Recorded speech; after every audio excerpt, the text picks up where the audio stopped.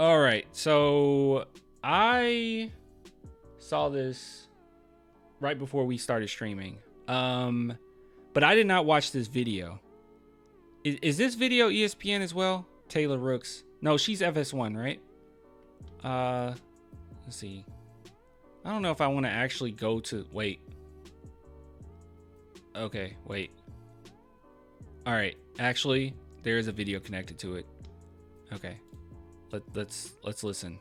This is Trae Young on loving playing for the Atlanta Hawks. He just loves it, dude. He cannot wait to win a championship with them.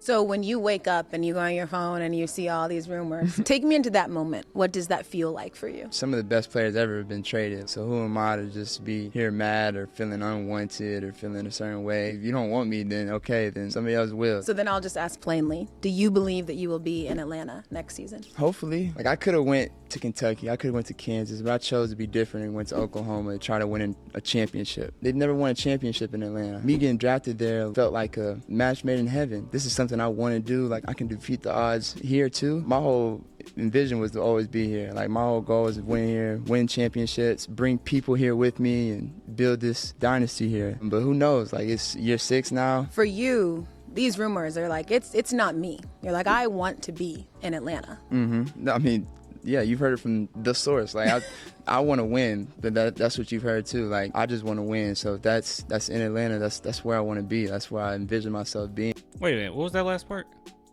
That's what you've heard too. Like, I just want to win. So that's in Atlanta. That's where I want to be. He's really clever with his words.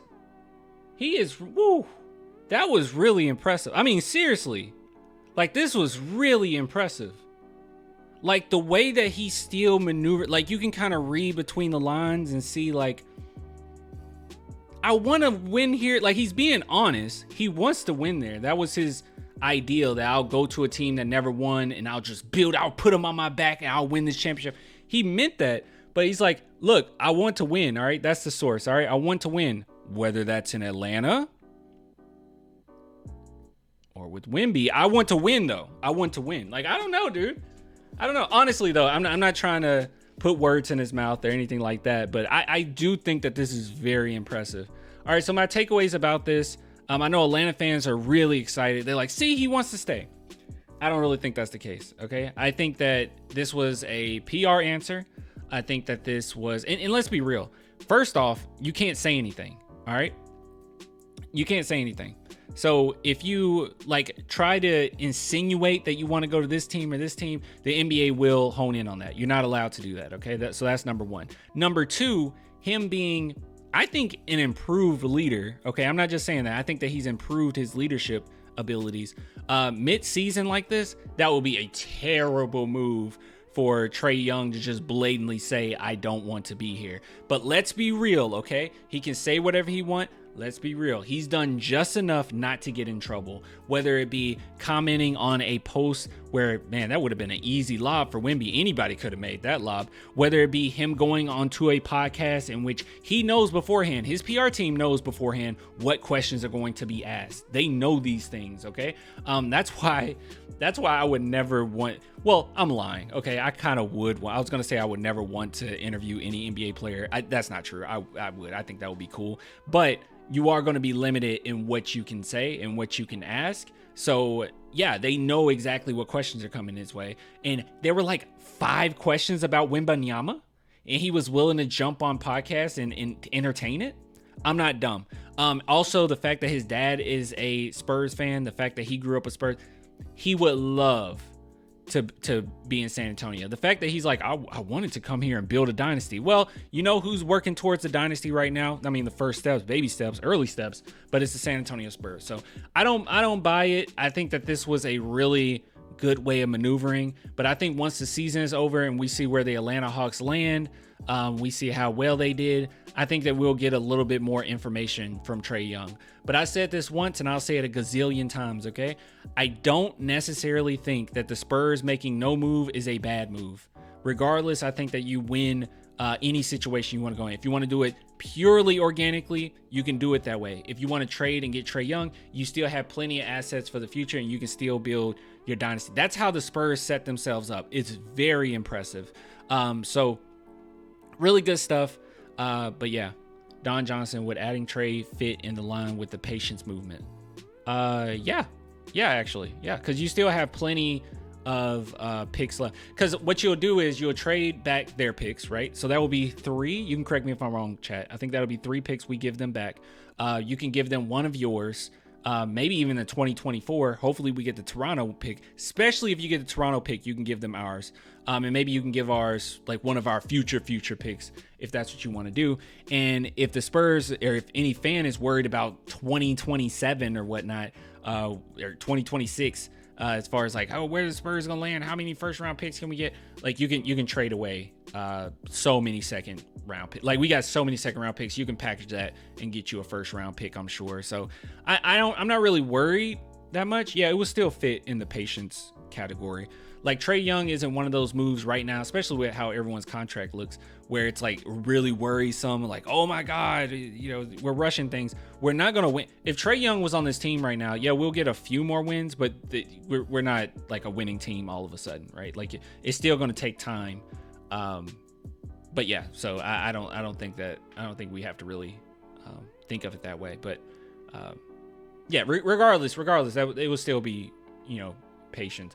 I think the problem would come in if the Spurs just say, screw it, we're going to trade away all of our first round picks.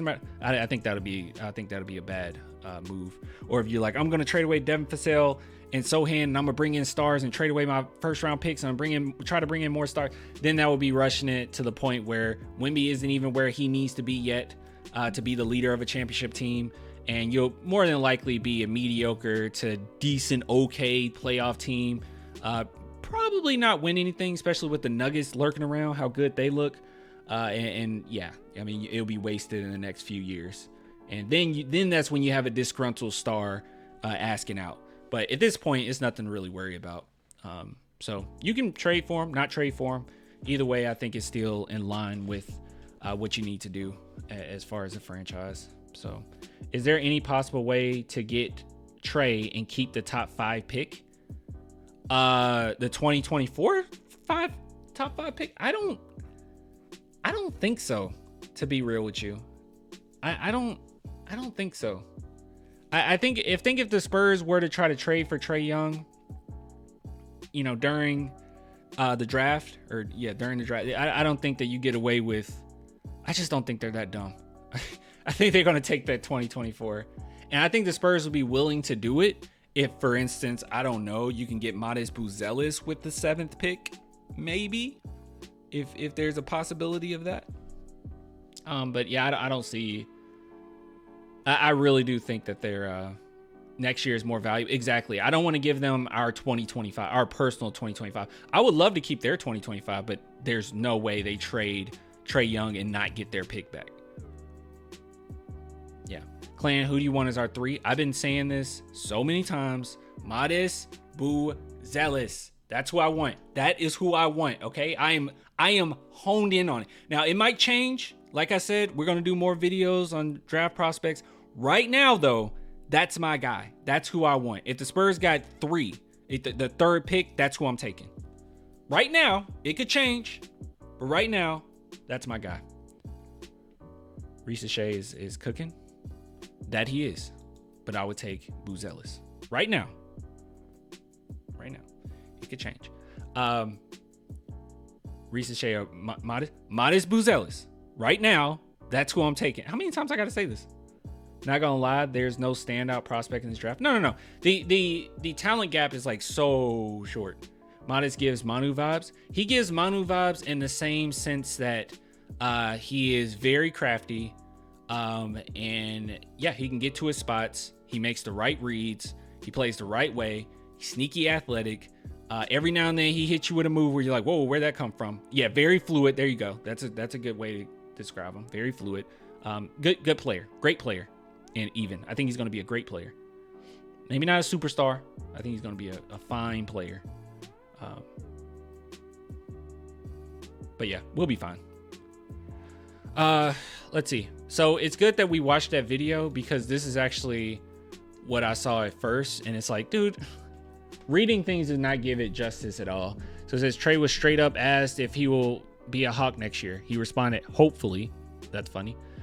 Even though at the beginning of it, he was basically saying, who am I to be upset if I get traded?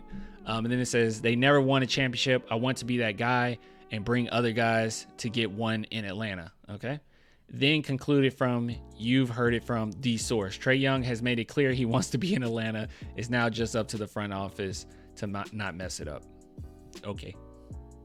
Sure. Gotcha. Like I said, I would never base something off of one singular interview ever. Okay. But there's enough evidence this season alone and last season and reports of his party or his people saying, yeah, Trae would like to play with Wembanyama. That would be kind of cool. Like, I'm sorry. There's enough there where I sit back and I'm like, Trae would like to play with San Antonio. Come on. DJ wasn't that guy for Trae. I do not know the life of me. After DJ got traded, I immediately said, this is not going to work with Atlanta. I mean, the player that they think they're getting with DJ is not going to gel with Trae. Like, he's not a good off-ball player. Trae is a better on-ball player. Trae's not a good off-ball player. I just don't know. His defense, don't get me wrong, DeJounte Murray's defense was fine. With San Antonio, was fine. But he is not like this lockdown point-of-attack defender like, people were making him out to be. It's like, this is not going to look good. I don't know where that, I don't know why people thought that.